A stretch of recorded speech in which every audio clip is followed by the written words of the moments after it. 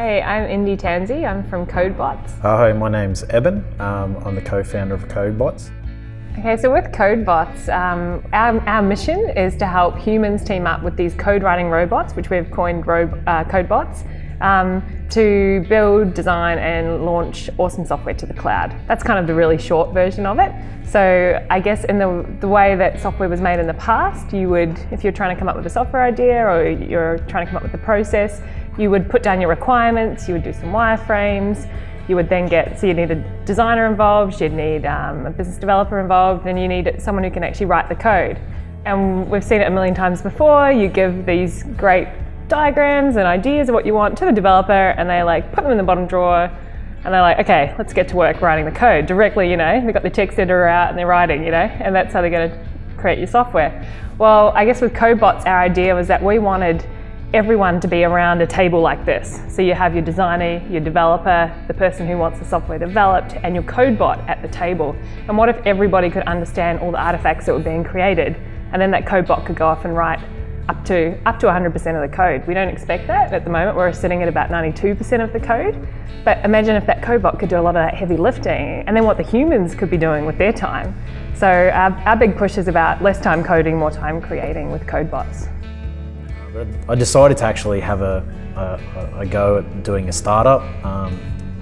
Sort of felt like the right thing to do. I like the concept of being an entrepreneur and building something.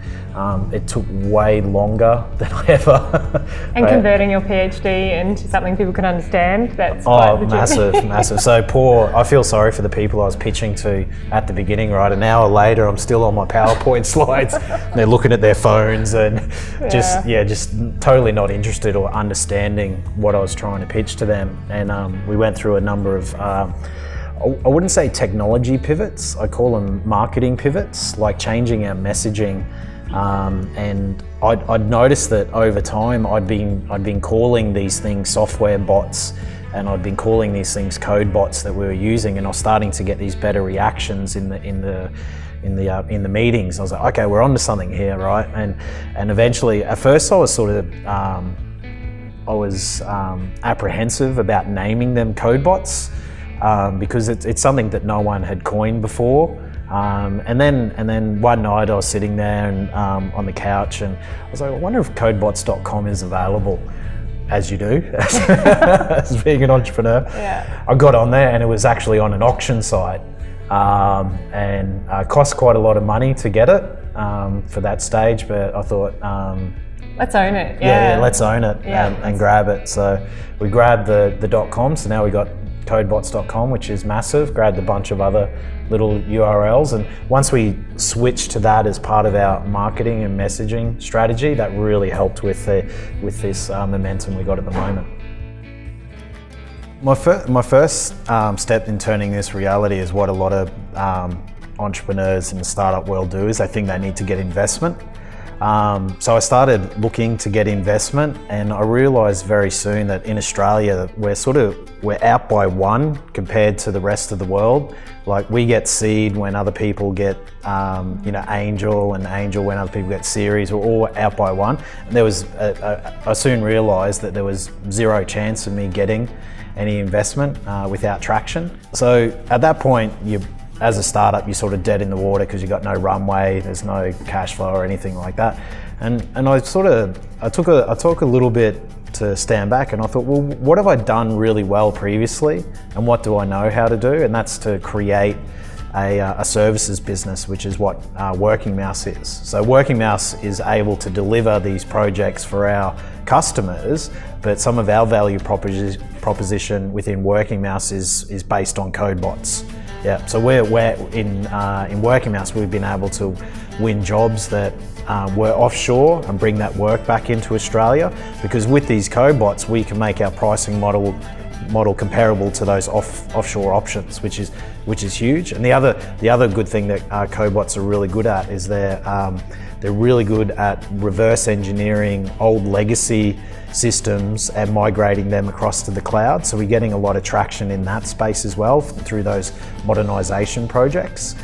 So the strategy was, well, I need to gain momentum with the business. So I fired up a services business, Working Mouse, and then at the same time be moving the product strategically forward at the same time. So Working Mouse is up to 35 employees now, and now it's pretty cool. And now we're launching the product, which has been the engine under the hood of Working Mouse, and we want to make that available to the world. Yeah, I think that's probably one of the biggest fears we come across, is that people feel like the Codebot is going to take their job. And that's my job, is basically to go, no, we're just trying to make your job better. We're trying to let you do the things that you are good at. Bots are really good at things. Like if there's a pattern, if it's logic based, the bot can run with it. It can do the boring tasks, the repetitive, mundane stuff. So let's give the bot those responsibilities. And it's really interesting, because if 92% of the code is written by this Codebot, 8% is still crafted by a human, and that frees them up to focus on the more strategic and the more creative parts of the solution. So for us, we see the potential that this is going to unleash, because all of a sudden we're not spending hours and hours just sitting writing code. We are actually focusing on the problem that we're trying to solve. But it takes a little bit of a mind shift to get your head around that. So I think, yeah, as soon as people start playing with the software and they're able to see, what is possible, they do come around. But no, the bots are not going to take your job. We're very pro-humans. The Queensland ecosystem has come a long way in the last few years. It's nice to hear our Prime Minister use the word agile, which is amazing. And the government is focusing on it. Like, we've got the new startup precinct now in the Valley, which is great. Steve Baxter's set up a whole new environment for RCL, and the whole space is getting a lot more attention. Like Mark Salisbury, what he's doing at the Chief Entrepreneur's Office, and his vision, if you get a chance to talk to him about his vision of what we can actually do by enabling the regions and the entire ecosystem, it actually gives me goosebumps. So I believe we've come a long way in the last few years. For me, I moved up from Melbourne a couple of years ago, and I was really scared to come to Brisbane. I was like, oh my gosh, I'd lived here about 10 years before, and there was very little going on in the ecosystem. I don't know if you'd call it that then. But I keep telling people, this is the best time to come to Brisbane. Stuff is happening, and on scale. Like, we are now the fastest growing ecosystem in Australia, which I think is incredible. I wouldn't choose to be anywhere else. I think you've got this amazing lifestyle. Weather, like we're winter and it's 24 degrees today. If you're watching it anywhere else in the world, come visit. For us, I guess we get the best of both worlds, and amazing talent as well. So there's more and more people coming back with programs like Hot Desk, which brings people back to Queensland to kind of share their knowledge and skills and bring that kind of global perspective that you can be in Brisbane, but you can launch a global business from here.